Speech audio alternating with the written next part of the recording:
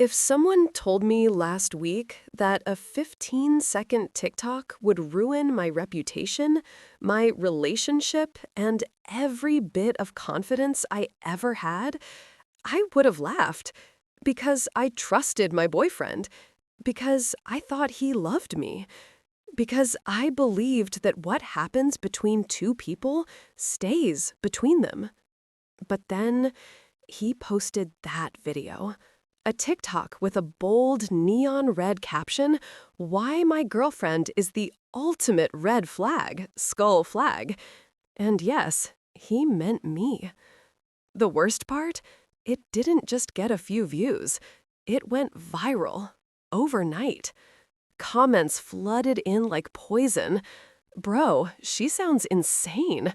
Run, King, run. She's the whole parade of red flags. She probably cries if he doesn't text back."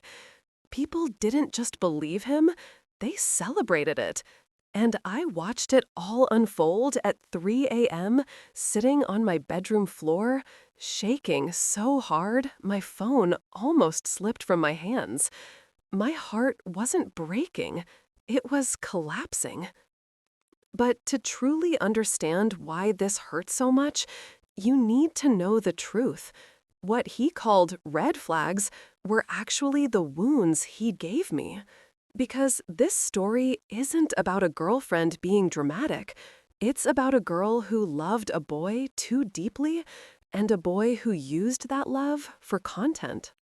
The beginning nobody saw. We met the way most modern disasters begin, through a DM. He had this quiet charm, not loud, not flashy, just warm. He'd reply fast, remember tiny details, send voice notes that made my nights feel less lonely. And I fell hard. He made me feel like I wasn't too much, like my past didn't make me difficult, like my heart wasn't something to tiptoe around. For the first time in years, I felt safe. But safety is tricky. Sometimes it's just the stage before someone shows their real face. And he did, slowly. The replies got shorter, the plans got canceled, the compliments turned into jokes, the warmth turned into cold sarcasm. And I made excuses for him. He's stressed. He's tired. He still loves me, right? That's the thing about gentle hearts. They don't notice they're bleeding until someone points at the wound and laughs. How the red flag list started. One night, we were sitting on his couch, and he suddenly said, "Babe, you know you do a lot of red flag things, right?" I laughed, because I thought he was joking. "What? Like what?" "Oh, you'll see." You'll see. That should have scared me. Those two words should have told me he was already planning something. But I was too in love to see the danger. Over the next few weeks, he'd pull out his phone whenever I did something emotional, nervous, protective, anything. If I asked why he didn't text me back for 6 hours, he'd whisper, "Red flag." If I got quiet because I sensed something was wrong, he'd grin and say, "Another red flag." If I held his hand a little too tight, "Red flag." But it wasn't funny, not to me. It felt like he wasn't dating me. He was collecting evidence, and I didn't know he planned to post it.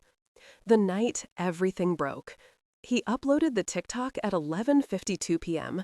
I didn't even know until a friend texted me. Maya, is this about you?" My throat closed. My vision blurred. I opened the app. There he was, my boyfriend, laughing into the camera while screenshots and clips flashed behind him. A photo of me crying during an argument. A screenshot of me saying, "Please don't ignore me, it makes me anxious."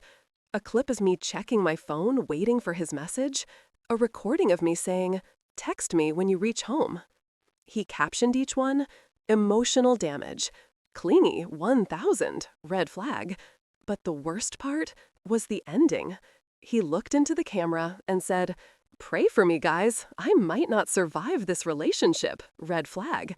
The comments exploded, and I just froze. Is this what I was to him? A joke? Content? A red flag? The first time I ever raised my voice. I called him immediately.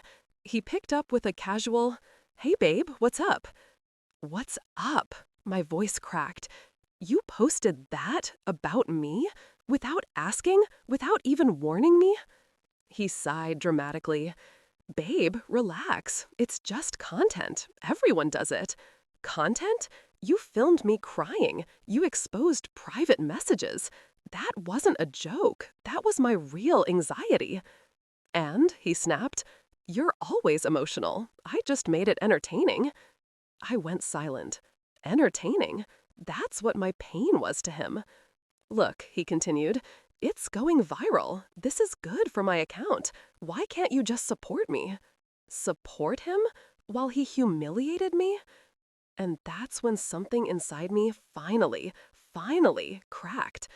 I whispered, "You turned me into a red flag because it gets you views." He didn't deny it.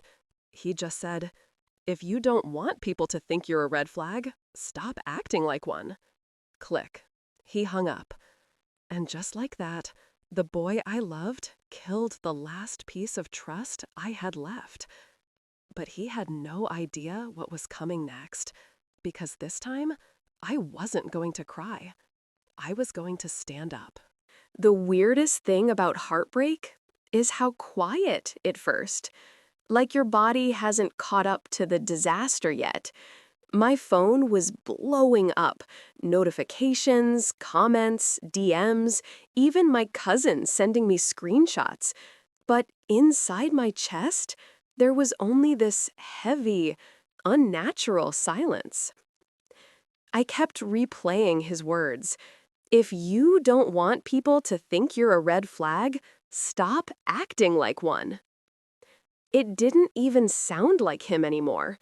This wasn't the boy who used to send me long voice notes at 2 a.m., telling me he felt safest with me. This wasn't the boy who used to ask if I ate, who used to send heart emojis when he woke up. This was someone else, someone performing for strangers. The internet decides who you are. By the time it hit morning, the TikTok had crossed 120K views. And the comments? They were a war zone. Some people mocked me. Some people tried to diagnose me like I was a public case study. Some said he should dump me immediately. But the comments that hurt the most were the ones that said, "I bet she's watching this and crying right now, llama." Because they were right. I had cried, and I hated that they knew it. I hated that he knew it too. When I finally stood up from the floor and looked at myself in the mirror, my face was blotchy and swollen, like someone else entirely. And then something strange happened. I felt this tiny spark, like anger, but not the messy, screaming kind. Something calmer, cleaner, like clarity. I wiped my face, pulled my hair back, and whispered, "I'm done crying for someone who profits from my tears." Everyone had an opinion, except him. You know what he didn't do? He didn't text me. Not a single word. Not even, "Are you okay?" He knew exactly what he did. He just didn't care. Around noon, my best friend called me. She didn't bother saying hello. "Maya, are you breaking up with him?" "I don't know," I said honestly. "I don't even know who he is anymore." "You know exactly who he is," she said. "He showed you." And that's when it hit me. People don't change suddenly. They simply reveal parts of themselves you were too in love to see. The internet didn't turn him into this. The views didn't corrupt him. He was always this person. I just kept polishing him in my mind until he sparkled. The unexpected stranger. Around 3 p.m., I finally left the house.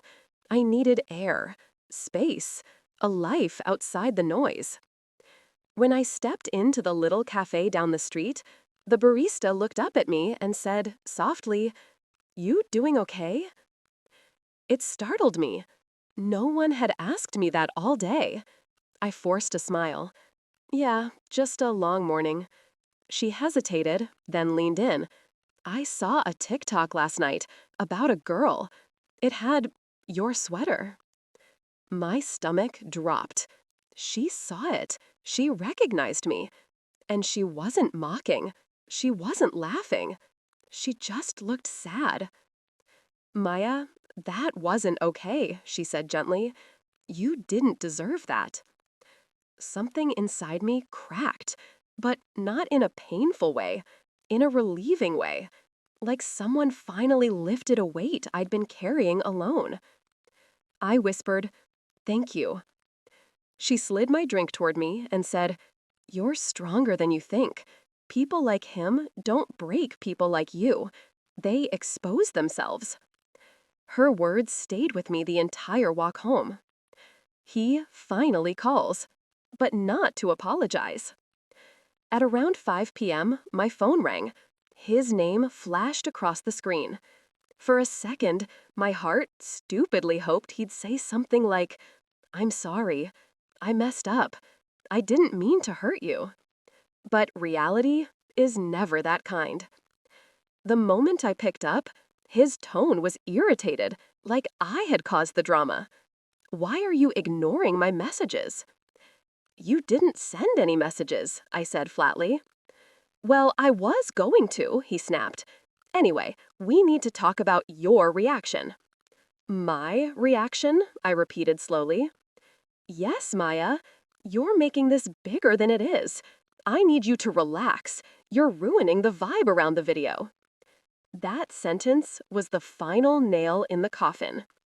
"The vibe?" I almost laughed. "You posted intimate moments of me crying. You posted my private messages. And you think I'm worried about vibes?" "You are a red flag," he shot back.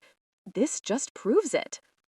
Something inside me went still, a kind of stillness that held power. "Okay," I said quietly. "Then I guess I won't bother you with my red flags anymore." He sighed dramatically. "Here we go with the drama." "I'm breaking up with you." Silence. "What? Don't be stupid. Maya, you're not thinking straight." "No," I said firmly. "For the first time, I am." Before he could speak again, I hung up, and it felt like unclipping myself from a sinking ship. The backlash begins. I thought breaking up with him would be the end, but it was just the beginning.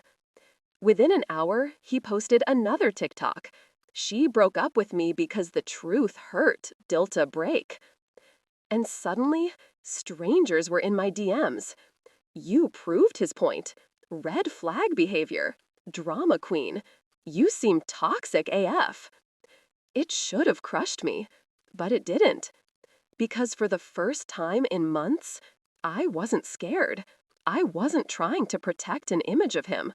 I wasn't begging for love. I had finally chosen myself. And people underestimate how powerful that moment is. The rise before the revenge. That night, I opened my front camera and stared at myself again. Still swollen eyes, still tired, still hurting. But this time, I didn't see someone weak. I saw someone waking up. The version of me who cried on the bathroom floor was gone. The version of me who begged for respect was gone. In her place stood a girl who finally realized her worth. He thought he destroyed me. He thought he embarrassed me. He thought the world would side with him forever. But he forgot something. The internet loves a villain until the truth comes out. And tomorrow, the truth was going to hit him harder than any breakup ever. Morning came like a challenge. Sunlight slipped through my blinds, warm but sharp, as if testing me. I didn't scroll through my phone first thing. No TikToks, no comments, no notifications. Just silence. A silence that felt like a clean slate. For the first time in months, I didn't feel anxious. I felt awake. Planning my comeback. I knew what he was doing. The second TikTok was already gaining traction. I could ignore it, let the world decide who I was. Or I could take control. I opened my laptop and started typing. Not angrily, not in revenge, but in truth. Every word felt like a small exhale. Every sentence chipped away at the humiliation he had tried to build around me. I wrote down how his TikToks misrepresented me, how he used my insecurities for content, how I had loved someone who saw me as a joke. And for the first time, I didn't cry. I felt powerful. The first response. I filmed a TikTok, one short, simple clip. No drama, no shouting, no exaggerated reactions. Just me, speaking calmly, looking into the camera like I was talking to one person, the viewer. You may have seen a video claiming I'm a red flag, but here's the truth. The person posting it isn't telling the full story. He doesn't own my narrative. I do. I uploaded it, heart racing. Within minutes, the notifications started. Not cruel comments, not mocking strangers. Instead, messages like, "Thank you for speaking your truth. I've been in your shoes, and you're brave." Finally, someone stood up for themselves. For the first time, the internet didn't feel like a war zone. It felt like allies. Unexpected support. By mid-afternoon, my video had 50K views. People were sharing it, tagging their friends, commenting facts, and "she's amazing." Some even tagged him. And the reactions were priceless. Comments under his video were flipping. People were questioning him, criticizing him for posting private content. Even his friends sent me DMs saying, "Maya, we didn't know he'd go this far." It was surreal. For months, I felt like everyone had abandoned me. But now, the world was noticing. The emotional conversation. Later, I got a call from my younger sister. "Are you okay?" she asked. "Yeah," I said, smiling softly. "You don't sound like you. You sound stronger." "I am," I admitted. Then she said something I'll never forget. "People like him think they're clever, but clever doesn't mean right. You didn't need anyone to validate you. You validated yourself." I wanted to hug her through the phone. Her words reminded me of something important. Strength isn't loud. It's quiet, consistent, unshakable. Facing the backlash head-on. Of course, not everyone was kind. Some still called me a drama queen. Some said I was overreacting. Some made fun of the idea that a TikTok could destroy someone emotionally. But I realized something crucial. People who attack you online are usually insecure themselves. They don't know your truth. They only see what they want to see.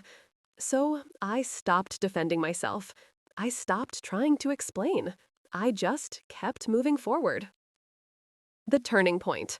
3 days after my response TikTok, he tried messaging me again. "Can we talk?" he typed. "No," I replied. He sent another. "This is getting out of hand." I blocked him. It wasn't petty. It was necessary. Blocking him felt like cutting off an old chain. Like saying, "I don't need you. I don't need your approval. I don't need your audience." It was liberation in its purest form. A lesson learned. That night, I sat with my diary. Maya Diary Tales, my little sanctuary. I wrote everything. How he tried to humiliate me. How I fought back calmly. how strangers became unexpected allies, how my strength grew in ways I didn't expect. I realized something profound. The world can't control your story unless you let it. And sometimes the people closest to you are the ones who try to rewrite it. But you always have the power to reclaim it. The first victory. By the end of the week, my video had over 500K views. The support was overwhelming. Strangers were sharing similar experiences. Some were even thanking me for showing that you could fight back without becoming bitter. And the most surprising thing? He tried posting another TikTok. This time, it got less than 10,000 views. The audience was turning. The narrative had shifted. I leaned back in my chair, smiling. The girl who cried in silence, she was gone. The girl who reclaimed her story, she was here. It was Friday evening. The air felt lighter, almost celebratory, even though it was just my apartment, just me. I hadn't thought about him in days. The TikTok storm had calmed. The chaos was fading, replaced by clarity. The reflection. I looked at my phone and paused. A week ago, it had been my enemy. Notifications had brought anxiety and humiliation. Now, it was a reminder of resilience. Every supportive comment, every shared story, every private message thanking me, all of it reminded me that truth carries power. I opened my diary. I wrote, I am not defined by his jokes, his audience, or his cruelty. I define myself. It felt so good to write it, so right. The new opportunity. The next morning, I got an unexpected email. A small media platform reached out. They wanted me to share my story in a longer format. They called it Reclaiming Your Narrative When Social Media Turns Against You. I laughed quietly. Funny how the same story that caused me pain now opened doors I never imagined. I realized that sharing honestly, without shame, had created opportunities. Opportunities I would have never had if I'd stayed silent. A heart-to-heart with myself. That evening, I sat on my balcony with a cup of tea. The city lights sparkled, distant but comforting. I thought about him, the boyfriend who made me a TikTok joke. I didn't feel anger anymore. I didn't even feel sadness. I felt grateful. Grateful because I learned who I really was. Grateful because I discovered my voice. Grateful because I realized I didn't need him to validate me. I whispered softly to myself, I am stronger than I ever knew. I am worthy of respect, love, and truth. The closure. A week later, I got a notification. He tried creating another TikTok about me again. I didn't watch it. I didn't engage. I didn't care. My friends had already shared screenshots. The comments were mostly critical of him. The audience had clearly shifted. I smiled. The story that was supposed to embarrass me had flipped. I deleted all reminders of him from my phone. No texts, no messages, no videos. Just freedom. Helping others. People started DMing me, sharing their own experiences of being humiliated online, of feeling trapped by someone else's narrative. I answered each one, patiently, because I remembered the fear, the tears, the hopelessness. I told them what I had learned. Speak your truth calmly. Don't engage in petty revenge. Reclaim your narrative. No one else has the right to define you. Strength is quiet but unshakable. Some started their own videos, some wrote their own diary entries, some simply thanked me. I realized my pain had transformed into purpose. A stronger Maya emerges. By the second month, I felt different. I walked into public spaces confidently. I spoke to people without fear of judgment. I laughed louder. I smiled brighter. The girl who hid in shame, gone. Now, when I thought about him, it was neutral. No bitterness, no craving for attention, no lingering sadness, just lessons learned. The lesson for everyone. Through this experience, I learned the following truths. Social media can amplify cruelty, but it can also amplify courage. Your voice is yours. Don't let anyone hijack it. People who humiliate you often fear their own weaknesses. True strength isn't about winning arguments or going viral. It's about self-respect, calmness, and authenticity. I wrote these in my diary one final time, under a heading I created myself, The Girl Who Reclaimed Her Story. And I smiled, knowing that this version of me, strong, unafraid, and honest, would never be silenced again. The ending, but a new beginning. Weeks passed. I continued posting on Maya diary tales, not about him, not about revenge, but about life, growth, and lessons learned. Every video was genuine, every story heartfelt. People started following not because of drama, but because of truth, because they recognized courage in honesty, because they saw a girl who took control of her narrative and didn't let anyone else write her story. And me? I felt whole. I felt free. I felt unstoppable. Closing words. If there's one thing I want anyone reading this to remember, no one can define you. No one can humiliate you unless you allow it. Your story is yours. Protect it, reclaim it, and speak it with courage. The girl who cried silently behind closed doors, she's gone. The girl who stood tall, took her story back, and turned humiliation into strength, she's here. She's real. She's unstoppable.